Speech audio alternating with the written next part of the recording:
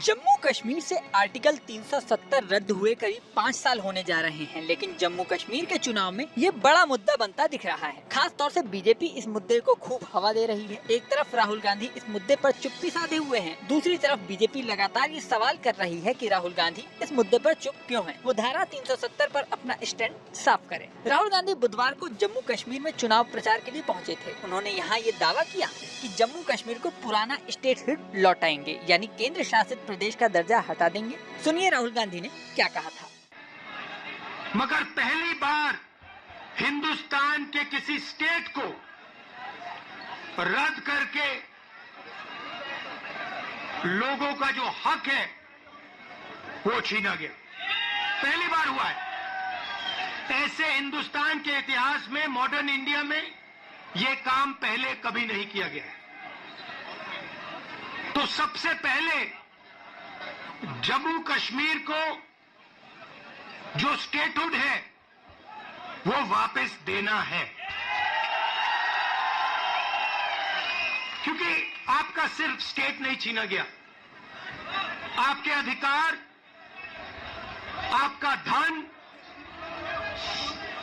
सारा का सारा आपसे छीना जा रहा है।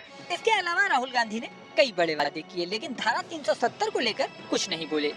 हालांकि उनकी सहयोगी पार्टी नेशनल कॉन्फ्रेंस ने अपने घोषणा पत्र में साफ कर दिया है कि अगर उनकी सरकार बनती है तो अनुच्छेद 370 यानी आर्टिकल 370 ए की बहाली की जाएगी, साथ ही 35 ए की भी बहाली की जाएगी। कांग्रेस की चुप्पी पर बीजेपी लगातार हमलावर है।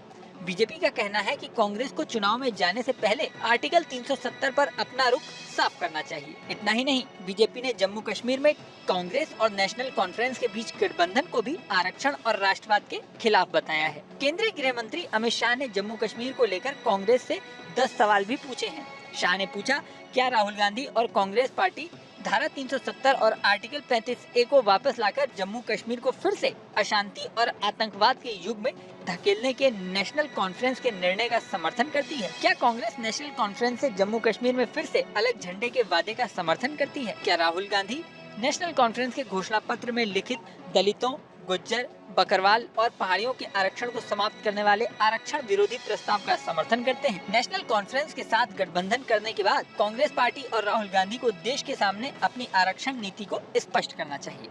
राजनीतिक जानकार कहते हैं कि कांग्रेस नेता राहुल गांधी अनुच्छेद 370 पर सीधे तौर पर टिप्पणी करने से बच रहे हैं, क्योंकि ये मुद्दा जम्मू कश्मीर की राजनीति और राष्ट्रीय स्तर पर एक अत्यधिक संवेदनशील और विवादास्पद विषय है। अनुच्छेद 370 को हटाने का फैसला मोदी सरकार की ओर से 2019 में लिया गया था और ये बीजेपी का प्रमुख एजेंडा रहा है। इसे लेकर कांग्रेस पार्टी के भीतर भी मतभेद देखने को मिलते रहे हैं। इसकी कई वजहें हो सकती हैं। यही वजह है कि जम्मू कश्मीर के चुनाव में धारा 370 पर चुप रहना कांग्रेस की एक सोची समझी रणनीति मानी जा रही है। माना जा रहा है ये कि पार्टी के आंतरिक संतुलन और बाहरी राजनीतिक रणनीति को ध्यान में रखते हुए ये नीति अपनाई जा रही है।